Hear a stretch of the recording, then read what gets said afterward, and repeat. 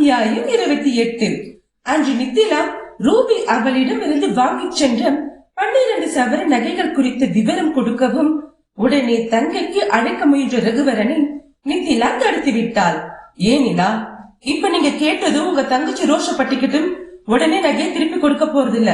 அதோட நீங்க கேட்டும் அதுக்கு ஒரு பஞ்சாயத்தை வச்சு திரும்ப என்ன குற்றவாளியாக்கி அவ பேச போறா. இதை எதையும் கேட்கிற அவகாசமும் எனக்கு இல்ல. ஆனா அவளுக்கு நகை வேணும்னா என்கிட்ட பேசி புதுசா வாங்கிக்க சொன்ன பிறகும் அவளா உன்னை தேடி வந்து விழுந்ததுக்கு நீ எப்படி பொறுப்பாவ நிலா? இதுவே உங்களுக்கு இத்தனை மாசத்துக்கு அப்புறம் தான் புரியுது. அவளுக்கு உங்க அம்மாக்கும் புரிய வைக்கிறதுக்குள்ள என் அரசியல் போனாலும் ஆச்சரியப்படுறதுக்கு இல்ல. எதுவா இருந்தாலும் எக்ஸாம் முடிஞ்ச பிறகு பாத்துக்கலாம், இப்ப விட்டுருங்க. இன்று நித்திலாவின் இலக்கு என்னவோ குரூப் 2ஆம் எக்ஸாம் தான்.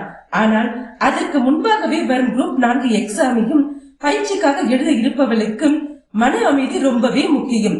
அதை எடுத்து சொல்லவும் சரி என்ற ரகுவரனுக்கு அப்போது கூட மாங்கா மாலையை கொடுத்தது நினைவில் இல்லாமல் போனது அவனது துரதிருஷ்டமே.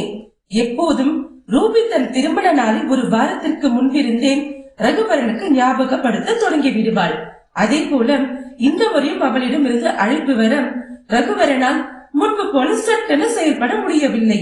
இவ்வளவு ஏன் நித்திலா மீது பழி சுமத்தி தன் குடும்பத்தை நிலை குலைய செய்தவளின் திருமண விழாவிற்கு செல்வதற்கே அவன் யோசித்தான். நிஜத்திற்கு நித்திலா சொன்னது போல மீண்டும் ஒரு அசாதாரண சூழலையும் அங்கே தங்கை மற்றும் தாயின் வார்த்தைகளையும் மனைவியின் கோபத்தையும் சமாளிக்க முடியும் என்றும் தோன்றவில்லை. அதனால் தனியாக ரூபியிடம் பேசிக் கொள்ளலாம் என்று அவன் முடிவெடுத்திருக்க நித்திலாதான் அவனை விடுவதாக இல்லை. ஹரி ரூபியின் திருமண விழாவை பற்றி பேசவும் எனக்கு மீட்டிங் இருக்கு, இந்த வருஷம் போக முடியாது நினைக்கிறேன் நிலா என்றான். அது எப்படி முடியாம போகும்? இந்த முறை கண்டிப்பா நம்ம போய் தான் ஆகணும். அதுவும் அவங்களுக்கு என்ன கிஃப்ட் வாங்கணும்னு நான் தான் முடிவு பண்ணுவேன். உங்களுக்கு சம்மதமா என்று கேட்க ரகுவரன் நம்ப முடியாமல் மனைவியை பார்த்தான். மனைவி பேசிய துணியே அவனுக்குள் அபாயமணி ஒழிக்க வைத்தது. பின்னே கருணாகரன் இறந்த பிறகும் தந்தை இல்லாத ரூபினிக்கும் அனைத்துமாகி போன ரகுவரன் அவள் பிறந்த நாள், திருமண நாள் அனைத்திற்கும் பட்டுப்புடவை, கம்மல், மோதிரம், குழந்தைகளுக்கு பரிசும் அதோடு சேர்த்து 10,000 20,000 என்று வைத்து அவளுக்கு கொடுத்து விடுவான். அனைத்தும் அருளரசியின் வழிகாட்டுதலின் படிதான். நம்ம வீட்டு மகாலட்சுமிக்கு எப்பவுமே அப்பா இல்லைன்ற எண்ணமே வந்துடக்கூடாது. உன்னை விட்டா உறவுன்னு சொல்லிக்க அவளுக்கு வேற யார் இருக்காம்? அவளுக்கு பொண்ணு கூட கிடையாது. தாய் மாமனா உனக்கு பெருசா சீறு செலுத்தி செய்ய வேண்டிய அவசியமும் இல்ல. அவ மனசு குளிந்தாதான் உன் வம்சம் தழைக்கிறகு வராம். என் காலத்துக்கு அப்புறம் எப்படியோ, ஆனா நான் உயிரோடு இருக்கிற வர என் கண்குளிர நீங்க 2 பேரும் ஒத்துமையா இருக்கிறது பார்க்க ஆசைப்படுறேன் என்று ரகுவரனுக்கு சொல்லிக் கொண்டே இருப்பார். அவனுக்குமே தங்கை மீது பிரியம் அதிகம் என்பதால் வருடத்திற்கு 1-2 முறை செய்யக்கூடிய செலவை பற்றி கவலைப்படாமல் கணக்கில்லாமலும் செய்து விடுவான். அப்புவோட ஃப்ரெண்ட்ஸ் சாயந்தரம் தான் வரப்போறாங்க நித்தி. அப்பா அம்மா வந்துட்டாங்க. லஞ்ச் எல்லாருக்கும் இங்க ரூபி சொல்ல சொன்னான். இப்பவே 9 ஆயிடுச்சு, எப்ப வரீங்க என்று ஹரி எதுவும் நடக்காதது போல் கேட்கவும் நித்திலாவும் அவனுக்கு பதில் அளித்து விட்டு அறைக்குள் சென்றாள். ரூபி, நித்திலா இருவரின் திருமண தினமும் ஒரே நாளில் வருவதால் எங்கே அன்று ரகு தன் திருமண தினத்தை கொண்டாடும் ஜோரில் தங்கையை மறந்து அவளுக்கு செய்ய வேண்டிய சீரை செய்யாமல் போய்விடுவானோ என்பதனாலேயே ரூபி அவளின் திருமண நாளுக்கும் 10 நாட்களுக்கு முன்பாகவே வரும் மகனின் பிறந்த நாளோடும் அவர்களின் திருமண நாளை ஒன்றாக சேர்த்து கொண்டாடுவதை வாடிக்கையாக கொண்டிருந்தாள். ஏன் இப்படி என்று ரகு கேட்டதற்கு, உனக்கு இருக்கிற வேலை டென்ஷனுக்கு மாசத்துல 2 நாள் அடுத்தடுத்து உன்னை 1.5 மணி நேரம் டிராவல் பண்ணி இங்க வர வச்சு என்னால அலக்கழிக்க முடியுமானா என்பதிலேயே ரகுவிற்கு உருகி போகும்.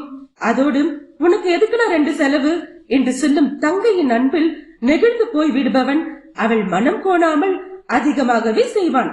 தங்கைக்கு இவ்வளவு செய்யும் ரகுவரன் அவர்கள் திருமண நாளை பெரிதாக கொண்டாட விரும்பியதில்லை. ஏனோ முதல் கோணல் முற்றிலும் கோணலாகி போனது என்றுதான் சொல்ல வேண்டும். அவர்கள் திருமணம் முடிந்த முதல் வருட நிறைவிற்குள்ளாகவே ஸ்ரீஜாவை ஈன்றெடுத்திருந்ததால் தாய் வீட்டில் இருந்த நித்திலாம் முதல் வருடமே கணவனோடு சேர்ந்து கொண்டாட முடியாமல் போனது. ஆனால் அதன் பின்பும் நித்திரா சொன்னால் கூட ரகு பெரிதாக அலட்டிக் கொள்ளாமல் வேலைக்கு கிளம்பி விடுவான். பிள்ளைகள் வந்த பிறகும் ஒரு முறை ரூபி ஹரியின் திருமண தின கொண்டாட்டத்திற்கு சென்ற போதும் ஸ்ரீஜா, உங்க மேரேஜ் டே எப்போமா என்று கேட்டதில் தான் அதன் பின்பான வருடங்களில் குடும்பத்தோடு கோவிலுக்கு சென்று வருவதை வழக்கமாக கொண்டிருந்தான். அப்படியும் நித்திலாவிற்கு பிடித்ததை செய்ய வேண்டும், அவளை அழைத்து சென்று பிரத்யேகமாக வாங்கி கொடுக்க வேண்டும் என்று பெரிதாக தோன்றாது. அவன் விருப்பத்திற்கேற்ற பட்டுப்புடவை, நகை என்று பரிசு வாங்கி கொடுப்பான், அவ்வளவுதான். இதையெல்லாம் நினைத்து பார்த்தவாறு பட்டுப்புடவை எடுத்து விசேஷத்திற்கு தயாராகிய நித்திலாம் பிள்ளைகளுக்கும் உடை கொடுத்து விட்டு மாங்கா மாலையை தேடும். பீரோவில் எங்குமே தட்டுப்படவில்லை. ஒருவேளை இடமாற்றி வைக்கப்பட்டு இருக்கிறதோ என்று பீரோவை புரட்டி பார்த்தும் மற்ற நகைகள் இருந்ததே தவிர மாங்கா மாலை இல்லை. மகளை அழைத்து கேட்க அவளோ, நீங்க இல்லாதப்ப நான் எந்த பங்கனுக்கும் கலந்துக்கலாமா என்றாள். உடனே ரகுவிற்கு அழைக்க அவனும் அப்போதுதான் லிப்டில் ஏறி கொண்டிருந்தான். சீக்கிரம் வாங்க என்றவள் அவனுக்காக காத்திருக்க, என்னாச்சு நிலா என்றபடி அறையினுள் நுழைந்தான். எல்லா நகையும் இருக்கு, ஆனா மாங்காமலை மட்டும் காணுங்க, எங்க போச்சு என்றவள் சாதாரணமாகத்தான் இருந்தாள். எப்போதும் நகையை அனுமானம் வைக்கும் பழக்கம் அவனுக்கு கிடையாது என்பதால் வேறெங்காவது வைத்திருக்க கூடும் என்றுதான் அவள் இயல்பாக கேட்டது. அத ரூபிக்கு கொடுத்துட்டேன். இத்தனை நகை இருக்க அதையெல்லாம் விட்டு விட்டும் மாங்காமலை ரூபியின் கைகளுக்கு சென்று சேர்ந்து இருக்கிறது என்பதன் அர்த்தத்தை புரிந்து கொள்ள முடியாத முட்டாள நித்திலாம் கொதித்து போனவள், ரூபிக்கு கொடுத்தீங்களா? எதுக்கு? எப்போ? யார் கேட்டு கொடுத்தீங்க என்றதும் அவள் குரலில் இருந்த கோபத்தை கண்டு, அது வந்து நிலா என்றவனுக்கும் ஈசி அறையிலும் குப்பென வியர்த்தது. சொல்லுங்க. அது ஹாஸ்டல்ல இருந்த நீ வீட்டுக்கு வரணும் தான் கொடுத்தேன் என்று அன்று நடந்த உண்மையை சொல்லிவிடம் நொறுங்கி போனாள் நித்திலா. எத்தனை முயன்றும் அன்றைய நாள் நினைவில் எழ கண்களில் திரண்டுவிட்ட கண்ணீரோடு கணவனை பார்த்திருக்க ரகுவிற்கு ஒன்றுமே புரியவில்லை. அந்த மாங்காமால தானே பிரச்சனைக்கு காரணம், அதான் எடுத்து கொடுத்துட்டேன் நிலா என்று கணவனை அடிப்பட்ட பார்வை பார்த்த நித்திலம் எதுவும் பேசாமல் இருக்கவும் ரகுவரனுக்கும் உள்ளுக்குள் உதறியது. எனக்கு நீ முக்கிய நிலா, நீ இல்லாம நம்ம வீடு வீடாவே இல்ல என்று ரகு பேச கட்டிலில் கால்களை கட்டிக்கொண்டு அமர்ந்திருந்த நித்திலாவிற்கு அப்படி ஒரு அழுகை பொங்கியது. அவளை பேரசி படுபவள், நகைக்கு அலைபவள், நகைக்காக குழந்தையை கொன்றவள் என்று அவர்கள் சுமத்திய பழியை உண்மை என்பது போல ரகு எடுத்துக் கொடுத்ததை தாங்க முடியாமல் மௌன கண்ணீர் வடிக்க ரகு பயந்து போனான். நிலா அழாத, அவங்க வார்த்தையால சொன்னத அந்த நகையை கொடுத்து நான் பேரசக்கார நீங்களும் ஒத்துக்கிட்டீங்கல்ல என்று விசும்பிக் கொண்டே கேட்க, என்ன பேசுற நிலா, பிளீஸ் டி, நான் அப்படியெல்லாம் நினைக்கல. அன்னைக்கு அம்மாவும் ரூபியும் வீட்டை விட்டு போக மாட்டேன்னு சொல்லி ஒரே அழுக. அவங்க போகலனா நீ வரமாட்டேன்னு சொல்லிட்டதுனாலதான் அவங்கள போக வைக்க வேறு வழி இல்லாம நகையும் பணத்தையும் கொடுத்தேன். எனக்கு நீ முக்கியமா இருந்த நிலா, அதனாலதான் அப்படி. ஆனா அதுக்கு பின்னாடி இப்படி ஒரு அர்த்தம் இருக்குன்னு எனக்கு சத்தியமா தெரியாதுடி என்றவன், ரூபிக்கு நடந்தது ஒரு விபத்து, அதுவும் அவளா தேடிக்கிட்டது, அதுக்கு உனக்கு எந்த சம்பந்தமும் இல்ல. இதெல்லாம் எனக்கு இப்ப புரியுது. ஆனா அன்னைக்கு நகையை கொடுத்தது பழைய ரகுவரண்டி. எனக்கு இப்படி ஒரு இக்கட்டான சூழலை நீ கொடுத்ததே இல்ல. புதுசா அதெல்லாம் பார்க்கவும் அந்நேரத்துக்கு எப்படியாவது அவங்களை சமாளிச்சு துரத்துனா போதும் தான் நான் கொடுத்தேன். நான் வேணும்னா இப்ப புதுசா அதே மாதிரி உனக்கு வாங்கி கொடுக்கறேன் நிலா என்றதும் அழகியனோட ரகுவரனை பார்த்த நித்திலாவின் விழிகளில் கட்டுக்கடங்காத கனல். புதுசா வாங்கி கொடுத்து இப்பவும் அததான் உண்மை ஊர்ஜிதப்படுத்த போறீங்களா? ஐயோ அப்படி சொல்லல நிலா, செஞ்ச தப்ப திருத்திக்கிறேன்னு சொல்ல வந்தேன். நீங்க நினைக்கிற மாதிரி நகைங்கிறது அழகுக்காக ஆடம்பரத்துக்காக கிடையாது. அது ஒரு முதலீடு, சேமிப்பு. ஆத்திர அவசரத்துக்கு நமக்கு கை கொடுக்க கூடியது. அப்பா அம்மா யாருமே துணைக்கு இல்லாதப்போ கையில காசுலாம் நான் வீட்டை விட்டு வெளியே போன போதும் இந்த நகைதான் எனக்கு உதவியது என்று தொடங்கியவள், இதெல்லாம் உங்களுக்கு சொல்லி புரிய வைக்கவும் முடியாது என்றவள், நம்ம பொண்ணோட கல்யாணத்துக்கான தாய் விட்டு சீரது எனக்கு தெரியாது. இனி ஒரு நிமிஷம் கூட மாங்காமல ரூபி கிட்ட இருக்க கூடாது. என் மகளுக்கு தான் அது போய் சேரணும். கொடுத்த நீங்க தான் அதை வாங்கிட்டு வரணும் என்று பிடிவாதமாக கூற தலையை பிடித்துக் கொண்டான் ரகுவரன். ஸ்ரீக்கு இப்ப வந்திருக்க லேட்டஸ்ட் டிசைன்ல வாங்கிலாம் நிலா, ஆனா கொடுத்த நகை இப்ப போய் திருப்பி கேட்டா நல்லா இருக்காதே என்றவனுக்கும் தங்கை அத்தனை எளிதாக கொடுத்து விடுவாள் என்று தோன்றவில்லை. அது உங்க பிரச்சனை, எனக்கும் அதுக்கு எந்த சம்பந்தமும் இல்ல.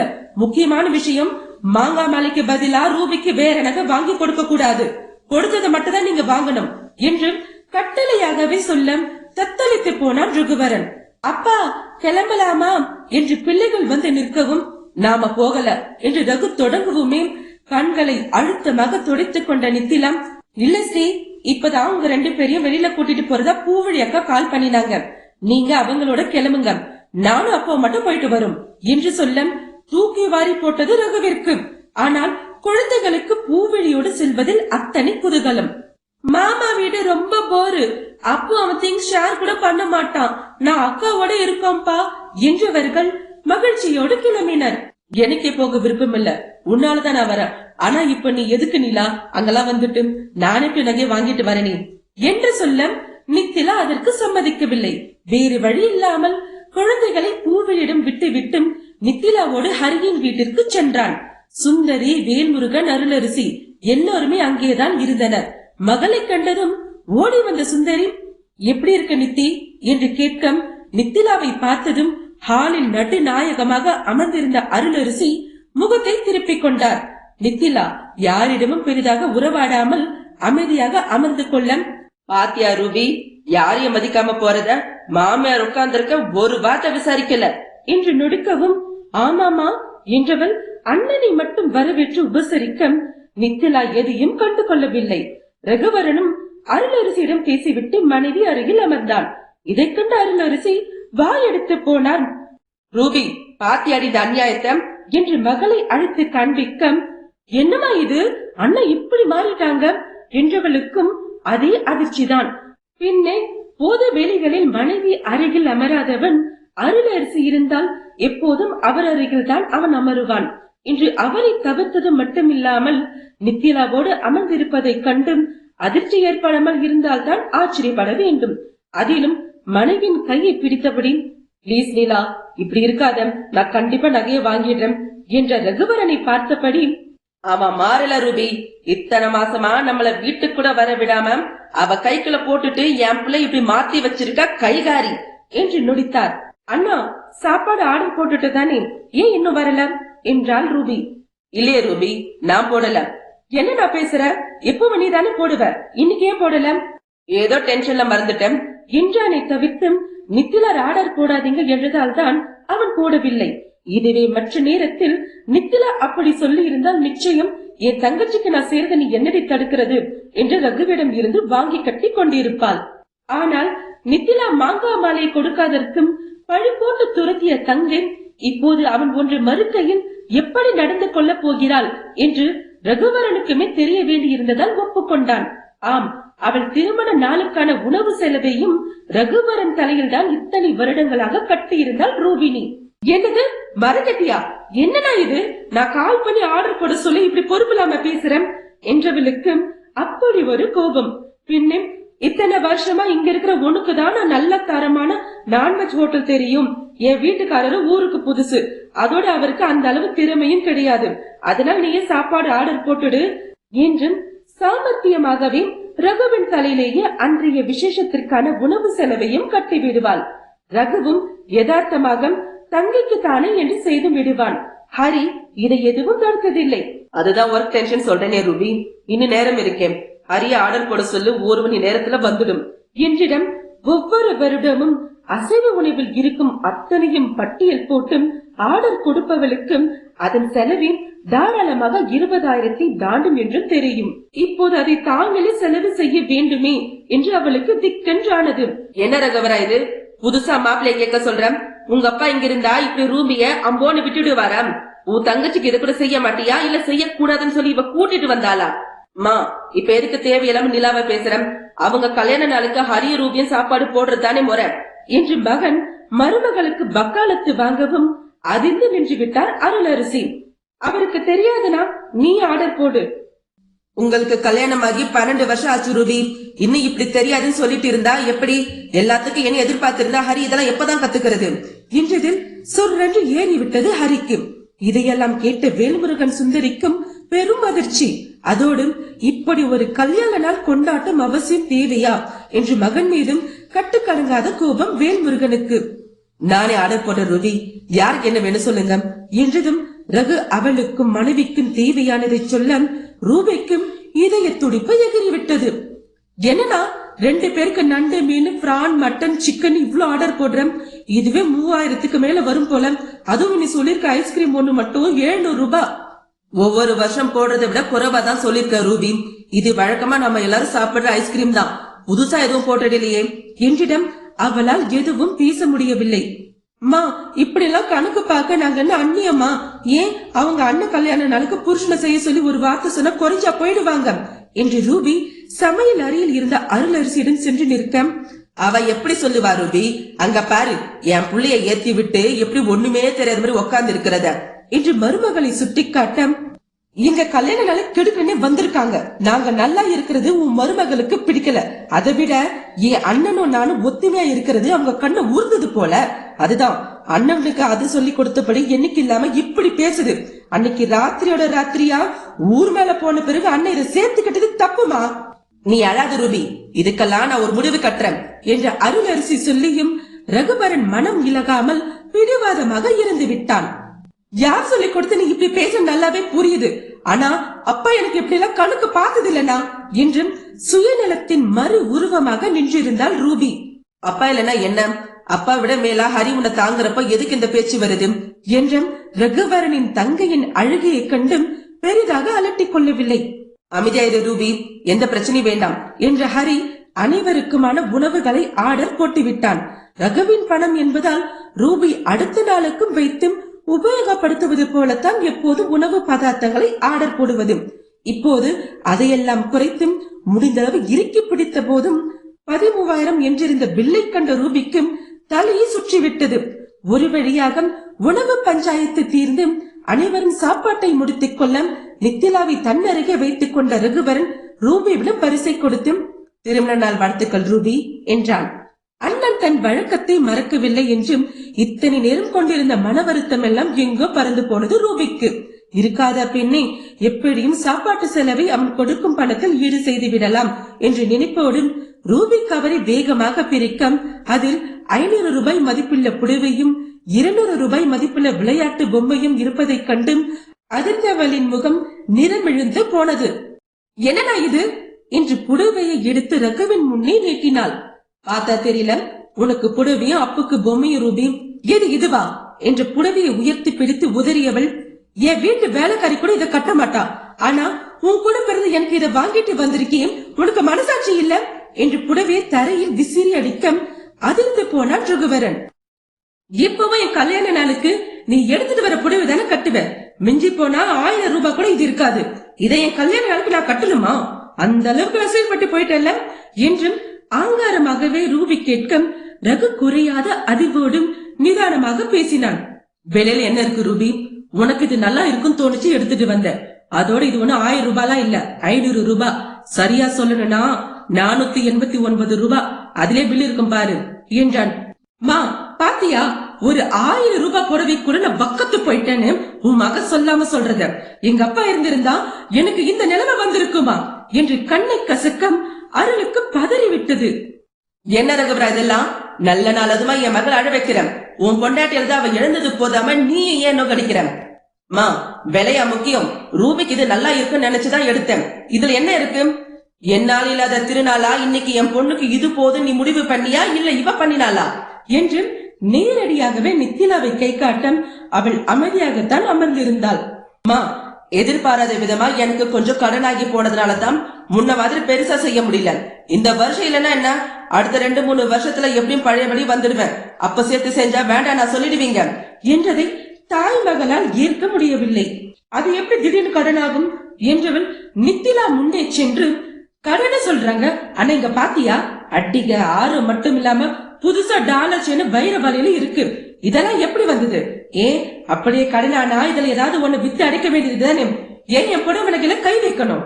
அதானே என்று அருளும் இப்போதுதான் மருமகள் கட்டி இருந்த பட்டு புடவையும் நகைகளையும் முற்று பார்த்து விட்டும், என்ன ரகுவரா இதெல்லாம்?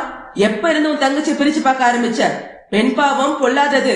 தகப்பன் இல்லாத பெண்ணை இப்படி தவிக்க விடுறது நம்ம குலத்துக்கே நல்லதில்ல ராசா என்றார். அண்ணனை என்னமா கேக்குற? எல்லாமே இது செய்யற வேலை. எப்பவுமே இங்க கல்யாண நாளைக்கு எல்லாரும் உட்கார வச்சு சாப்பாடு இதுதான் பரிமாறும். ஆனா இன்னைக்கு என்ன பொய்யாருமா, மகாராணி மாதிரி அண்ணன் பக்கத்துல உட்கார்ந்து சாப்பிட்டது தெரியுமா என்றதில் ரகுவரனுக்கு பதறி போய் நித்திலாவை பார்க்க அவளும் சாந்த சுவரிபியாக அமர்ந்திருந்தாள். பரிமாறிட்டு சாப்பிடுவேன் இது கிட்ட சொன்னதுக்கு, விருந்தாளிகளுக்கு நீ பரிமாறுதான் முறைன்னு அண்ணன் பேசினாங்க. அப்பவே எனக்கு எதுவும் சரியில்லைன்னு பட்டுச்சு. அதை நீ பார்த்துதானே?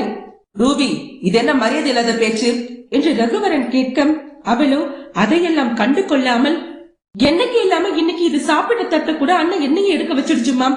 சரி, நான் யதார்த்தமா எல்லாம் செஞ்சேன். எப்பவுமே இதுதானே பாத்திரம் கழுவோம். ஆமா ரூபி, இந்த சில மாசத்துல எல்லாமே தலைகீழா மாறின மாதிரிதான் இருக்கு. என் பையனாவே இல்ல, ஏதோ சொக்குப்படி போட்டு மயக்க வச்சிருக்கிறத நானும் கவனிச்சேன் என்று நித்திலாவை வெறுப்போடு பார்த்தார். மாமியாரும் நாத்தனாரும் அத்தனை பேசிய போதும் நித்திலா அமைதியாக கணவனிதான் பார்த்திருந்தாள். இனி நான் பேசுவதற்கு எதுவும் இல்லை, உன் மனைவிக்காக நீதான் பேச வேண்டும் என்பது போல அமைந்திருந்தது அவள் பார்வை. மா நிறுத்துங்க என்றவனின் பேச்சை இருவரும் கேட்டால்தானே. ஏன் மாமா, எப்பவுமே இதுதானே பாத்திரம் கழுவி கிச்சனை ஒதுக்கி கொடுக்கும். இன்னைக்கு எதுவுமே செய்யல, நீங்க கூட கேட்க மாட்டீங்களா என்றதும், ரூபி, நிலாவும் அண்ணி அது இதுன்னு பேசுறது சரியில்லை, அவளுக்கு மரியாதை கொடுத்து பேசு என்றும் பல்லை கடித்துக் கொண்டு ரகுவரன் கண்டிக்க, எப்படி இருந்தா எங்க அண்ணனை இப்படி மாத்தி வச்சிருக்க, இதுக்கு இந்த மரியாதை அதிகம்னா நான் இப்படிதான் பேசுவேன் என்றால் தெனாவட்டாக. ரூபி மட்டும் எவ்வளவு செய்வா நித்தி, நீ அவளுக்கு உதவலம், இதுவும் வீடு இல்லையாம், எப்பவுமே விசேஷத்துல எடுத்து கட்டி நீதானே செய்வம், பாதி பாத்திரம் கழுவும் போது அவளுக்கு முடியல, இன்னைக்கு வேலைக்காரி லீவு என்றான் ஹரி. இன்று மட்டும் இல்லை, ஒவ்வொரு வருடமும் வேலைக்காரி இருந்தால் அவளுக்கும் சாப்பாடு போட வேண்டுமே என்றும் திருமண கொண்டாட்டத்தின் அன்று விடுமுறை கொடுத்து விடுவாள். அது கூட பரவாயில்ல மாமா, இப்ப பாரு 500 ரூபாய் கூட இல்லாத புடவையை கொடுத்துட்டு 13,000க்கு சாப்பிட்டு இருக்காங்க. அதுவும் இது என் புள்ளைய கொண்டுட்டு எந்த உறுத்தலும் இல்லாம 13,000க்கு கொட்டுக்குச்சு என்றவள் பேச்சை முடிக்கும் முன்னமே ரகுவரன் பொலியரென தங்கையை அறிந்திருந்தான். அண்ணா என்று சொல்லென தகித்த கண்ணத்தை பிடித்துக் கொண்டு ரூபி பார்க்க, ரகுவரா என்று அலறலோடு மகளை தாங்கி பிடித்தார் அருளரசி. ரூபி எதுக்கு அடிச்சுங்க ரகு என்று வந்து விட்டான் ஹரி. அவ பேசின பேச்சுக்கு ஒரு அறையோடு விட்டதே பெருசு என்றவனுக்கும் இன்னும் கோபம் குறையவில்லை. ஏண்டா, உன் தங்கச்சி பிள்ளைய கொண்டுட்டு சாப்பிட்டான்னு உன் பொண்டாட்டி பேசுறத நீ கேட்டுட்டு தானே இருந்த, அப்புறம் என்ன மாப்பிள்ளை கேள்வி கேட்டு நிக்கிற, நித்திய பேசினதுக்கு நியாயப்படி நீ உன் பொண்டாட்டி அடக்கி இருக்கணும் என்றார் வேல்முருகன். என்ன, உங்க பையனை எனக்கு எதிராக திருப்பி விட சொல்லி உங்களே அதை ஏற்றி விட்டு அனுப்பி இருக்காம் என்று ரூபி ஆவேசமாக கேட்க அந்த இடமே கலவரமாகி போனது. ஆத்தாடி ஆத்தா, நானும் பார்த்தாலும் பார்த்தேன், இவள மாதிரி ஒரு கைகறிய நான் பார்த்தது இல்லடா சாமி, எப்படி இருந்தா என் பையனை இப்படி எங்களுக்கு எதிராவே திருப்பி வச்சிருக்காளே, நீ எல்லாம் நல்லா இருப்பியாடி, இந்த பாவம் ஒன்னு சும்மா விடாது என்று நித்திலாவை அருள் சபிக்க, அவளோ இதையெல்லாம் எதிர்பார்த்து வந்ததினாலேயே சாதாரணமாக அமர்ந்திருந்தாள். வாய மூடுமா என்று சீறினான் ரகுவரன்.